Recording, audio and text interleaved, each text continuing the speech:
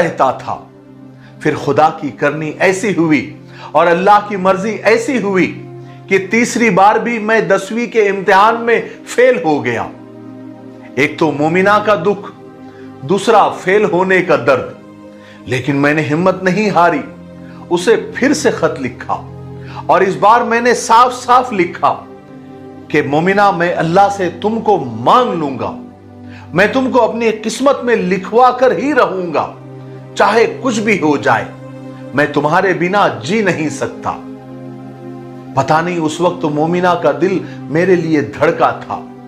उसने मुझे एक दिन लिख कर भेजा, जानते हो मैं तुमको पसंद करती हूं, लेकिन अब मेरी मंगनी हो गई है और ये मंगनी टूटने वाली नहीं है और ना हम एक होने वाले हैं।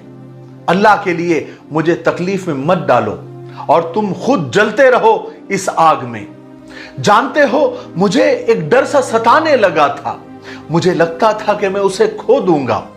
फिर एक दिन मैंने स्कूल छोड़ दिया।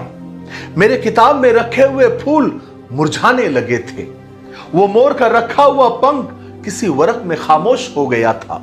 किताबें धूल में पड़ी रह गई। मैंने सारे खत संभाल कर एक बॉक्स में रख लिए। फिर एक दिन मेरे बाबा ने मुझे दुबई भेज दिया। जानते हो उस दिन क्या हुआ था? उस दिन आखिरी बार जाने से पहले मैंने उसे देखा था।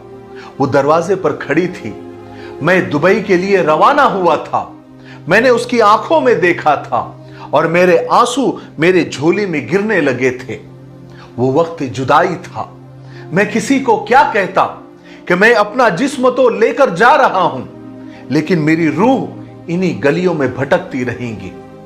वो एक लम्हा ऐसा था कि मेरा दिल चाह रहा था कि कोई मोजिजा हो जाए, कोई चमत्कार हो जाए और मैं उसे सीने से लगा लूं या उसे भगा कर ले जाऊं।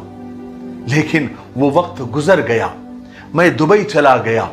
फिर एक दिन मुझे पता चला कि उसकी शादी है रमजान के बाद।